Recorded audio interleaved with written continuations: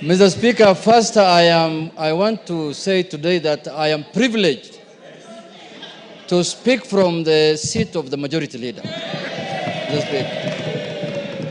Because, Mr. Speaker, even when I sat on the seat, it is very warm, Mr. Speaker, unlike mine, which was very cold, Mr. Speaker. I didn't know the seats of Parliament have different warmth, Mr. Speaker. But, Mr. Speaker, I don't foresee myself leaving this seat anytime soon. I don't see myself leaving this one anytime. But having said, Mr.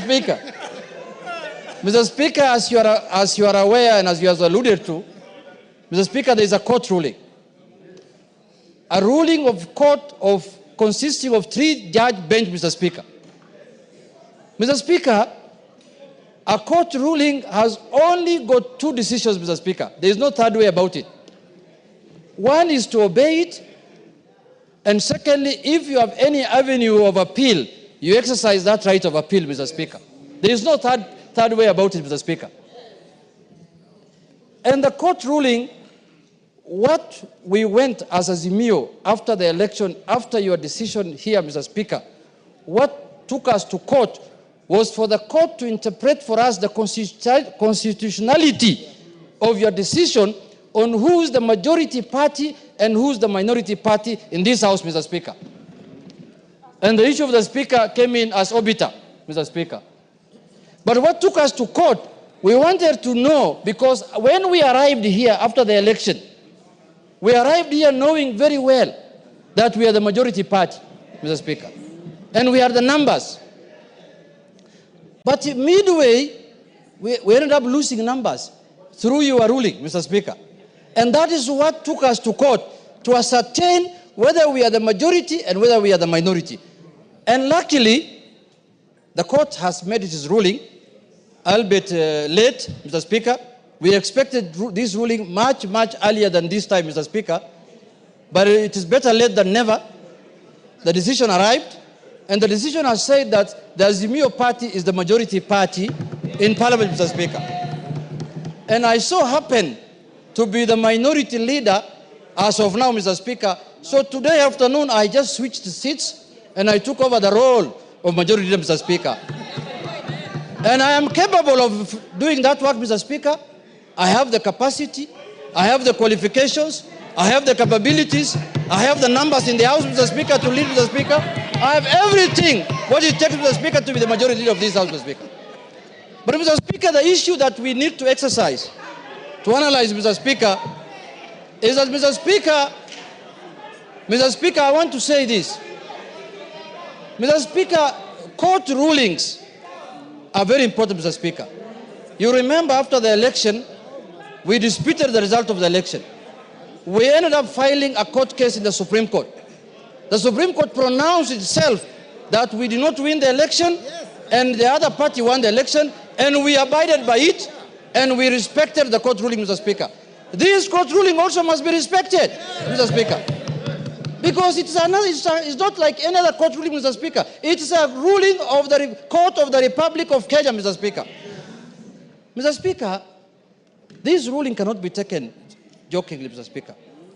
When I went through it last evening, Mr. Speaker, these judges are raising very serious fundamental issues. They are raising issues relating to violation of the Constitution, Mr. Speaker. And you remember we impeached someone here because he violated the Constitution, Mr. Speaker. Mr. Speaker, if this matter is not addressed, we are going to have a constitutional crisis in this country, Mr. Speaker. So for that reason, Mr. Speaker, jurisdictions all over the world and democracies all over the world that we borrowed from, even this presidential system that we are running today, that is running in this country, Mr. Speaker. In the United States, there are times when the executive is from the Republican Party and the House is ruled by the Democratic Party, and life goes on. It doesn't matter that we are going to oppose everything that the government wants to do. If government brings here bills and policies that are of benefit to the country, we will support it, Mr. Speaker. And as you know now, many things have gone under the bridge. There is this animal called also broad-based, Mr. Speaker. We want to broaden, deepen, and tighten this relationship, Mr. Speaker. If I may borrow your words, we want to broaden it, deepen it, and tighten it, Mr. Speaker, so that we can have a country that is cohesive, Mr. Speaker. Mr. Speaker, there is no way we are going to have this animal in place, and then when we want to become the majority, people look at us with suspicious eyes. How can it be, Mr. Speaker? Members of Parliament are members of Parliament. They work under the Article 95 of the Constitution, which has given them the roles of oversight, legislation, and representation, Mr. Speaker. We are not going to do our business outside Article 95, Mr. Speaker. So, I want to allay fears here that the majority in the House must be from the ruling party.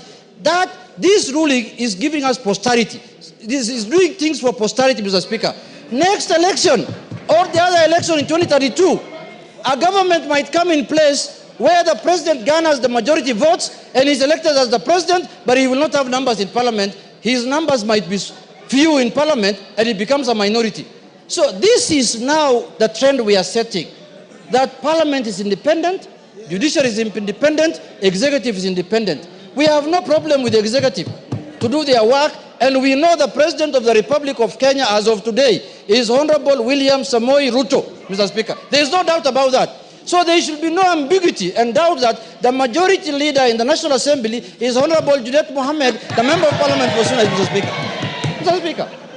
And I am going to serve the country diligently, Mr. Speaker, without any fear and favor, Mr. Speaker. I am a seasoned politician. I am serving my third term in Parliament, Mr. Speaker. I know how Parliament operates. I know how Parliament does its work. And I understand how bills are done in this Parliament, Mr. Speaker. I have gained enough experience. So this mindset, wind up, Mr. Speaker, this mindset that the ruling party must have majority in Parliament for them to do the executive work of the country, Mr. Speaker, that mindset must be gotten rid of, Mr. Speaker. We must emulate democracies that have matured over 200 years, Mr. Speaker. In the last election, in the last administration of Biden in America, Mr. Speaker, wind up. The Republican Party was controlling the House, Mr. Speaker, and the Democratic Party was controlling the Senate, and life was going on as usual, Mr. Speaker. So, Mr. Speaker, my advice to the House and to Parliament in general is that the only solution to this problem is to go to appeal.